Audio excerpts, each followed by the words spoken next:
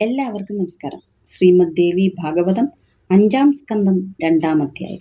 വേദവ്യാസൻ ജനമേജയനോട് യോഗേശ്വരിയായ ജഗദംബയുടെ പ്രഭാവത്തെക്കുറിച്ച് വിസ്തരിച്ചു പറഞ്ഞു. ഇത് കേട്ട് രാജാവ് വ്യാസനോട് ഇപ്രകാരം ചോദിച്ചു: അല്ലയോ സാമ്യൻ, ഇനി എനിക്ക് ആ ദേവീചരിതം കേൾക്കാൻ വളരെ ആഗ്രഹമുണ്ട്. ആ മഹാദേവീ ചരിതം കേൾക്കാൻ ആരാണ് ആഗ്രഹിക്കാത്തത്? ചരാചരാത്മകമായ ജഗത്താകെ അവളിൽ നിന്നാണ് ഉണ്ടായതെന്നറിയുന്ന ഒരുവൻ പ്രത്യേകിച്ചും. ഇത് കേട്ട് വ്യാസൻ ഇപ്രകാരം പറഞ്ഞു: മഹാബുദ്ധിമാനായ രാജാവേ, ഞാനത് അങ്ങേക്ക് വിസ്തരിച്ചു പറയാം. ശ്രദ്ധാലുവും ശാന്തചിത്തനുമായ ഒരുവനോട് അത് പറയാതിരിക്കുന്നവൻ ബുദ്ധിശൂന്യനാണ്. രാജൻ, പണ്ട് മഹിഷൻ എന്ന രാജാവ് നാടുഭരിക്കുന്ന കാലത്ത് ദേവാസുര സൈന്യങ്ങൾ തമ്മിൽ അതിഭയങ്കരമായ യുദ്ധമുണ്ടായി. മഹിഷൻ ഹിമാലയത്തിൽ ചെന്ന് ദേവന്മാരെ പോലും വിസ്മയിപ്പിക്കും വിധം ഉത്തമവും ഉഗ്രവുമായ തപസ്സു ചെയ്തു. പൂർണ്ണമായും 10,000 വർഷം ഇഷ്ടദേവതയെ ഹൃദയത്തിൽ ധ്യാനിച്ചുകൊണ്ട് തപസ്സു ചെയ്തു. രാജാവെ, അതുമൂലം സന്തുഷ്ടനായി ലോകപിതാവായ ബ്രഹ്മാവ് ഹംസാരൂഢനായി അവിടെ വന്ന് മഹിഷനോട് ഇപ്രകാരം പറഞ്ഞു: ധർമാത്മാവെ, വരം ചോദിച്ചുകൊള്ളുക. എന്താണോ ആഗ്രഹിക്കുന്നത് അത് ഞാൻ നിനക്ക് നൽകാം. ഇത് കേട്ട് മഹിഷൻ ബ്രഹ്മദേവനോട് ഇപ്രകാരം പറഞ്ഞു: ദേവദേവനായ ദ്രുഹിണ പ്രഭോ, ഞാൻ അമരത്വമാണ് ആഗ്രഹിക്കുന്നത്. പിതാമഹ, എങ്ങനെയായാൽ എനിക്ക് മൃത്യുഭയം ഉണ്ടാകില്ലയോ? അതിനുള്ള വരം നൽകിയാലും. ഇത് കേട്ട് ബ്രഹ്മാവ് മഹിഷനോട് ഇപ്രകാരം പറഞ്ഞു: അല്ലയോ മഹിഷ, ജനിച്ചവന് മരണമുണ്ടെന്ന് തീർച്ചയാണ്, മരിച്ചവന് ജനനവും. സകല പ്രാണികൾക്കും എങ്ങനെയും അനിവാര്യമാണ് ജനന മരണങ്ങൾ. ദൈത്യപുങ്കവ, എല്ലാ പ്രാണികൾക്കും കാലം കൊണ്ട് നാശമുണ്ടാകും. മഹാദ്രികൾക്കും മഹാസമുദ്രങ്ങൾക്കും കാലക്രമേണ എങ്ങനെയും നാശം സംഭവിക്കും. അതുകൊണ്ട് രാജാവെ, മരണമെന്ന കാര്യം വിട്ട് മറ്റെന്താണോ അങ്ങയുടെ മനസ്സിലുള്ളത് അത് ചോദിച്ചുകൊള്ളുക. ഇത് കേട്ട് മഹിഷൻ ബ്രഹ്മാവിനോട് ഇപ്രകാരം പറഞ്ഞു: പിതാമഹ, ദേവന്മാരിൽ നിന്നോ മനുഷ്യരിൽ നിന്നോ ദൈത്യന്മാരിൽ നിന്നോ എനിക്ക് മരണമുണ്ടാവരുത്. ആണിൽ നിന്നും എനിക്ക് മരണം സംഭവിക്കരുത്. പിന്നെ ഏത് പെണ്ണെന്നെ കൊല്ലാൻ? ഹേ പത്മസംഭവ, അതുകൊണ്ട് ഒരു സ്ത്രീ നിമിത്തമായിക്കൊള്ളട്ടെ എന്റെ മരണം. ഒരു സ്ത്രീക്ക് എന്നെ കൊല്ലാൻ എങ്ങനെ സാധിക്കും? ഇത് കേട്ട് ബ്രഹ്മാവ് ഇപ്രകാരം പറഞ്ഞു: ഹേ ദൈത്യശ്രേഷ്ഠ, എന്തായാലും ഒരു സ്ത്രീ മുഖേനയായിരിക്കും അങ്ങയുടെ മരണമെന്നത് തീർച്ചയാണ്. ഹേ മഹിഷാസുര, ആണിൽ നിന്ന് അങ്ങേക്ക് മരണമുണ്ടാവില്ല. ഇങ്ങനെ അവന് വരം നൽകിയിട്ട് ബ്രഹ്മാവ് സ്വഭവനത്തിലേക്ക് പോയി. സന്തോഷത്തോടെ ദൈത്യനും തന്റെ സ്ഥാനത്തേക്ക് മടങ്ങി. ഈ കഥ കേട്ട രാജാവ് വ്യാസനോട് ഇപ്രകാരം ചോദിച്ചു: ആ മഹിഷൻ ആരുടെ പുത്രനാണ്? അവൻ ഇത്ര ശക്തനായത് എങ്ങനെ? ആ മഹാത്മാവിന് എങ്ങനെ മഹിഷരൂപം ലഭിച്ചു? അതിനുള്ള മറുപടിയായി വ്യാസൻ ഇപ്രകാരം പറഞ്ഞു: രാജാവേ, ധനുവിന് 2 പുത്രന്മാരുണ്ടായിരുന്നു, രംഭനും കരമ്പനും. ലോകമെങ്ങും കീർത്തികെട്ട ദൈത്യന്മാരായിരുന്നു ഇരുവരും. അവർക്ക് 2 പേർക്കും പുത്രന്മാർ ഉണ്ടായിരുന്നില്ല. അതിനുവേണ്ടി പഞ്ചനദത്തിലെ പുണ്യതീർത്ഥത്തിൽ അനേക വർഷം അവർ തപസ്സനുഷ്ഠിച്ചു. കരമ്പനാകട്ടെ പുണ്യജലത്തിൽ മുങ്ങിക്കിടന്നുകൊണ്ടാണ് കഠിനമായ തപസ് ചെയ്തത്. രംഭൻ രസാവട വൃക്ഷത്തെ ആശ്രയിച്ച് അഗ്നിയെ ആരാധിച്ചു. രംഭൻ പഞ്ചാഗ്നി മധ്യത്തിൽ തപസ്സു ചെയ്യുന്നതായി അറിഞ്ഞ ദേവേന്ദ്രൻ ആ 2 ദൈത്യന്മാരെക്കുറിച്ച് വ്യാകുലനായി തീർന്നു. അദ്ദേഹം പഞ്ചനദത്തിൽ ചെന്ന് ഒരു മുതലയുടെ രൂപം കൈക്കൊണ്ടു. എന്നിട്ട് തീർത്ഥത്തിൽ മുങ്ങി തപസ് ചെയ്തുകൊണ്ടിരിക്കുന്ന കരമ്പന്റെ കാലിൽ പിടികൂടി.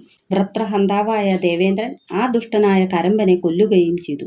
സഹോദരൻ ഹനിക്കപ്പെട്ടു എന്നറിഞ്ഞ രംഭന് അടക്കാനാവാത്ത കോപമുണ്ടായി. സ്വന്തം ശിരസറുത്ത് അഗ്നിയിൽ ഹോമിക്കാൻ ആഗ്രഹിച്ച് ഇടത്തെ കൈകൊണ്ട് കോപാകുലനായി വേഗം മുടിക്കെട്ട് ചുറ്റിപ്പിടിച്ചു. വലതു കൈകൊണ്ട് ഉഗ്രവും ഉത്തമവുമായ വാളെടുത്ത് തല കൊയ്യാൻ ഓങ്ങവേ അഗ്നിദേവൻ തടഞ്ഞുകൊണ്ട് ഇങ്ങനെ പറയുകയും ചെയ്തു: ഹേ ദൈത്യ, സ്വന്തം ശിരസ് കൊയ്യാൻ തുടങ്ങുന്ന നീ എത്ര വിഡ്ഢിയാണ്!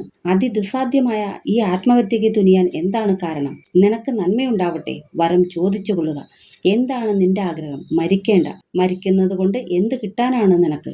അഗ്നിദേവന്റെ ആ ആശ്വാസവചനം കേട്ട് രംഭൻ മുടിക്കെട്ടിൽ നിന്നും കൈയെടുത്തുകൊണ്ട് ഇപ്രകാരം പറഞ്ഞു: ഹേ ദേവേശ, അങ്ങ് സന്തുഷ്ടനാണെങ്കിൽ ഞാൻ ആഗ്രഹിക്കുന്ന വരം തന്നാലും. ശത്രുബലം കെടുത്തുന്നതും ത്രൈലോക്യ വിജയിയുമായ പുത്രൻ എനിക്കുണ്ടാവണം. അവനെ ആർക്കും ഒരു തരത്തിലും ജയിക്കാൻ ഇടവരരുത്. ദേവന്മാരോ മനുഷ്യരോ ദൈത്യരോ അവനെ ജയിക്കരുത്. സകല ലോകരും വന്ദിക്കുന്നവനും മഹാപരാക്രമിയും കാമരൂപിയുമായിരിക്കണം അവൻ. ഇത് കേട്ട് അഗ്നിഭഗവാൻ ഇങ്ങനെ പറഞ്ഞു: നിന്റെ ആഗ്രഹം അതാണെങ്കിൽ അങ്ങനെ ഒരു പുത്രൻ നിനക്കുണ്ടാവട്ടെ. ഇപ്പോൾ മരിക്കേണ്ട എന്ന് പറഞ്ഞ് അഗ്നിദേവൻ അവനെ അനുഗ്രഹിച്ചു. ഏത് സ്ത്രീയിലാണോ നിന്റെ മനസ്സ് അത്യധികം ചായുന്നത്, അവളിൽ ഹേ മഹാഭാഗ, നിനക്ക് അതിബലവാനായ പുത്രനുണ്ടാകും. മനസ്സിനെ ആനന്ദിപ്പിക്കുമാറ് അഗ്നിദേവൻ ഇങ്ങനെ പറഞ്ഞത് കേട്ട് ദാനവശ്രേഷ്ഠനായ രംഭൻ അഗ്നിദേവനെ പ്രണമിച്ചിട്ട് യാത്രയായി. ഐശ്വര്യ സമർത്ഥവും രമണീയവുമായ യക്ഷപുരിയിലെത്തിയപ്പോൾ ആ ദാനവോത്തമൻ ഒരു മഹിഷ കന്യകയെ കണ്ട് അവളിൽ കാമം പൂണ്ടു. രൂപസമ്പന്നയായ മറ്റൊരു നാരിയെയും സ്വീകരിക്കാതെ മതഗർഭിതയായ അവളെയാണ് അവൻ കാമിച്ചത്. കാമാർത്തയായ ആ മഹിഷകന്യക സസന്തോഷം അവനെയും പ്രാപിച്ചു. വിധിപ്രേരിതനായ രംഭൻ അവളെയും കൊണ്ട് യാത്രയായി. അവൾ പിന്നീട് ഗർഭവതിയുമായി. തന്നെ അനുഗമിച്ച പ്രിയയെ മറ്റു മഹിഷങ്ങളിൽ നിന്ന് രക്ഷിക്കാൻ രംഭൻ രമ്യമായ പാതാളത്തിലെത്തി.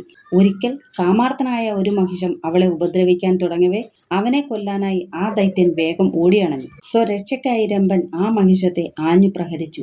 കാമാർത്തനായ ആ മഹിഷമാകട്ടെ അവനെ കൊമ്പുകൊണ്ട് ആഞ്ഞുവെട്ടി. കൂർത്ത കൊമ്പുകൾ കൊണ്ട് മാറിടത്തിൽ വെട്ടേറ്റ ആ ദൈത്യൻ മോഹാലസ്യപ്പെട്ട് താഴെ വീണ് മരിക്കുകയും ചെയ്തു.